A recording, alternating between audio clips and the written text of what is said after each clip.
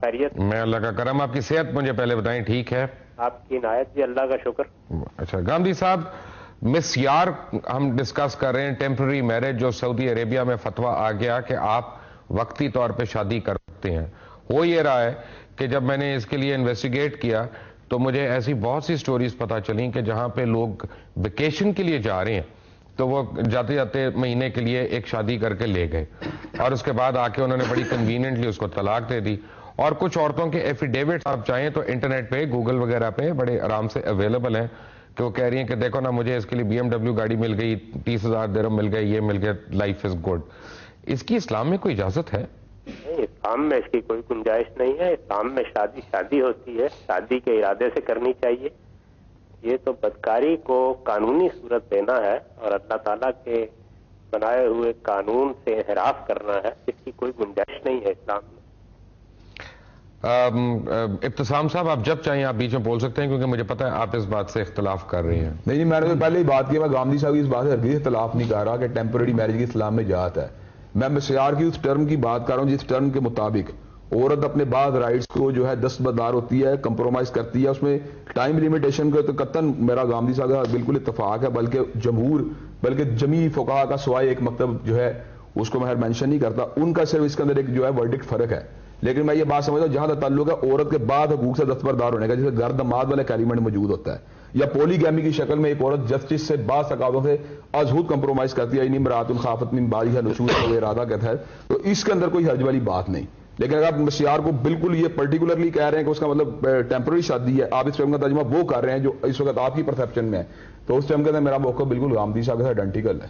یعنی میں تو اس کو متع کے ساتھ لنک کر رہا ہوں. آپ اس کو متع کے ساتھ لنک کر رہے ہیں جبکہ حقیقت میں نکاح مسیار کا یہ ترجمہ نہیں. اور میں گاندھی صاحب کو آپ کوٹ کریں یہ بات، اگر بعض حقوق سے دستبردار ہوتی ہے کیا کہتے ہیں؟ جی ابتسام صاحب درست کہہ رہے ہیں. مسیار بالکل اور چیز ہے اور متع اور چیز ہے. جی، مسیار کا مطلب تو یہ ہے کہ عورت نے اپنے بعض حقوق چھوڑ دیے ہیں. جی، یہ ہو سکتا ہے جب بھی کوئی معاملہ حقوق کا ہو اور وہ انسانوں کے حقوق ہوں تو شوہر بھی اپنا کوئی حق چھوڑ سکتا ہے اور بیوی بھی اپنا کوئی حق چھوڑ سکتی ہے. گاندھی صاحب مجھے جو فرق سمجھ آیا دونوں میں وہ یہ ہے کہ متع جو ہے وہ ٹائم باؤنڈ ہے. جی، آپ اس میں مدت جو ہے وہ پہلے طے کر لیتے ہیں، چاہے 99 سال کی ہو چاہے 99 گھنٹے کی ہو. لیکن مسیار میں مدت نہیں طے ہوئی بھی. 99 سال کی مدت تو کوئی بھی طے نہیں کرتا. میں تو لائف ٹائم کی بات ہوتی ہے نا. ہاں دیکھیے، بات یہ ہے کہ شادی کو شادی سمجھ کر کرنا چاہیے. حقوق البتہ چھوڑے جا سکتے ہیں اور مسیار کو جہاں تک میں جانتا ہوں وہ اصل میں کچھ حقوق سے دستبردار ہونا ہے، نہ کہ متع کرنا ہے. متع ایک بالکل الگ چیز ہے. آپ کے علم میں ہے کہ سعودی عربیہ میں اور دیگر عرب ممالک میں مسیار کس طرح سے استعمال ہو رہا ہے؟ جی مجھے یہ معلوم ہے اور ڈاکٹر یوسف قرضاوی صاحب نے سب سے پہلے اس کے بارے میں فتویٰ دیا تھا. چنانچہ بعد میں لوگ اس سے فائدہ اٹھانے لگ گئے. اب ظاہر ہے کہ جب بھی کوئی اس طرح کا معاملہ ہوتا ہے تو اس میں قانون کو غلط استعمال کرنے والے لوگ بھی کرتے ہیں. اصولی بات صرف اتنی سی تھی جس کو انہوں نے جائز قرار دیا تھا کہ اگر عورت اپنا کوئی حق چھوڑ دے یا مرد اپنا کوئی حق چھوڑ دے اور وہ شادی کر لے تو اس پر اسلام کو کوئی اعتراض نہیں. علامہ ارشد حسن ثاقب صاحب، مجھے آپ صرف یہ بتائیں کہ جب یعنی آپ کو مسئلہ تو سمجھ میں آ گیا کہ دونوں حضرات کیا کہہ رہے ہیں، مسیار کو کیسے ڈیفائن کر رہے ہیں. سعودی عربیہ بالخصوص میں تو نام لے کے پوچھ رہا ہوں کیونکہ ایک خاص طور پہ اسلامی مملکت ہے، وہاں پہ اسلامی قوانین، اسلامی یعنی ہر چیز اسلام کے نام پہ ہے وہاں پہ. جب وہاں پہ ایک اسلامی لا کو ایسے استعمال کیا جائے کہ اس میں بے راہ روی کا ایلیمنٹ آئے تو پھر گورنمنٹ کی ویکنس ہم کہیں گے کہ ان کی مرضی اس میں شامل ہے.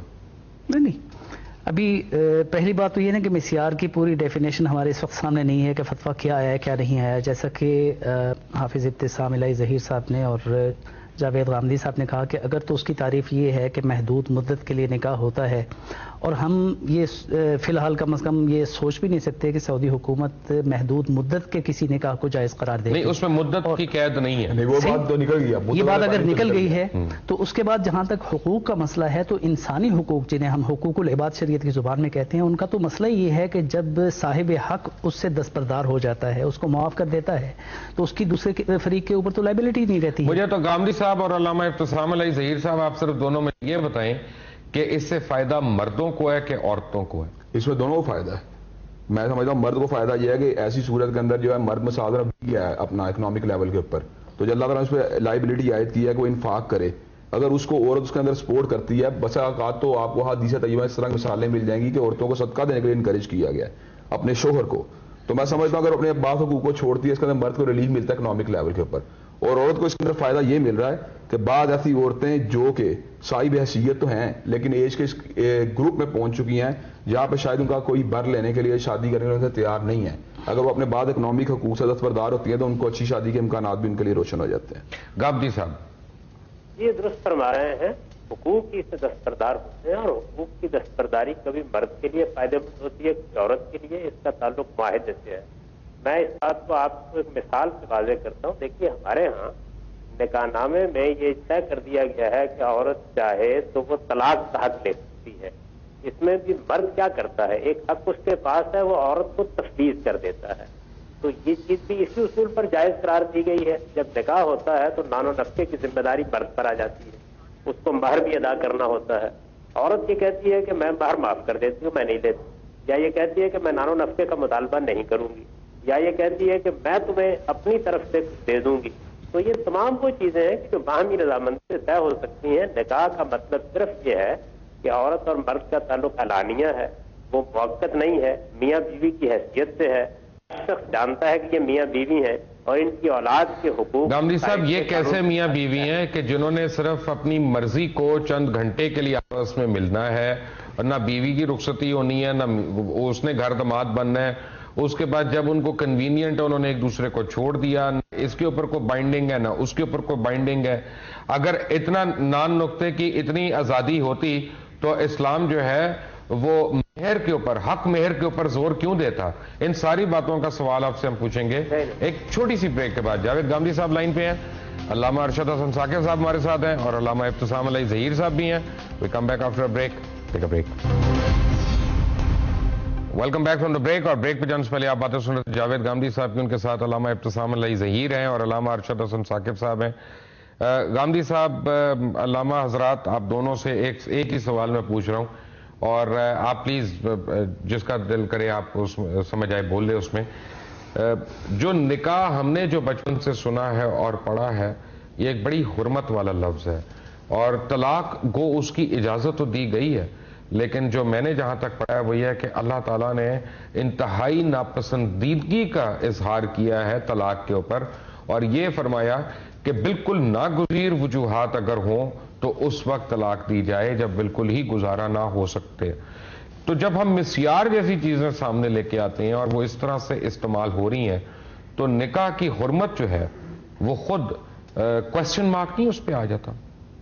دیکھیے بات یہ ہے کہ اگر کسی جگہ قانون کا کوئی غلط استعمال ہوا ہے تو وہ کیس سامنے آنا چاہیے تاکہ اس پر رائے دی جا سکے. ہم اس وقت صرف اصول کی بات کر رہے ہیں، اور اصول یہ ہے کہ مرد کو طلاق کا حق دیا گیا ہے، رجوع کا حق دیا گیا ہے، وہ ان حقوق سے دستبردار ہو جاتا ہے. بعض اوقات آپ کے قانون میں بھی یہ چیز موجود ہے، آپ کے نکاح نامے میں یہی لکھا ہوا ہے. اسی طریقے سے عورت کو نان و نفقہ طلب کرنے کا حق دیا گیا ہے، اسی بنیاد پر وہ باہر لیتی ہے، تو اس حق سے دستبردار ہو سکتی ہے. علامہ صاحب ایسا تو نہیں ہوا؟ سوری جی بولیں، فرمائیے آپ. حقوق سے دستبردار ہونا ایک بالکل الگ چیز ہے. البتہ یہ کہ نکاح کیا چیز ہے، نکاح علانیہ تعلق ہے ایک مرد و عورت کا. وہ میاں بیوی کی حیثیت سے اپنا تعارف کراتے ہیں، ان کی اولاد کے بارے میں کسی قسم کا کوئی شبہ پیدا نہیں کیا جاتا. وہ کسی مخصوص وقت کے لیے ایک دوسرے کے ساتھی نہیں بنتے، بلکہ ہر ایک کو معلوم ہوتا ہے کہ یہ میاں ہے اور یہ بیوی ہے، اور طلاق اسی طریقے سے دیتے ہیں جس طرح کی طلاق دی جاتی ہے، جیسے کہ طلاق کا قانون ہے. اگر یہ سب چیزیں ہیں اور صرف وہ ان حقوق سے دستبردار ہوئے ہیں تو اس پر اعتراض کرنا مشکل ہے. اس کی وجہ یہ ہے کہ ہمارے اپنے ملک میں اب ہمارے سامنے اس طرح کے معاملات آتے ہیں کہ جس میں نان و نفقے کی تمام ذمہ داری عورتوں نے اٹھائی ہوتی ہے. بہت سے گھریلو معاملات میں وہ زیادہ کردار ادا کر رہی ہوتی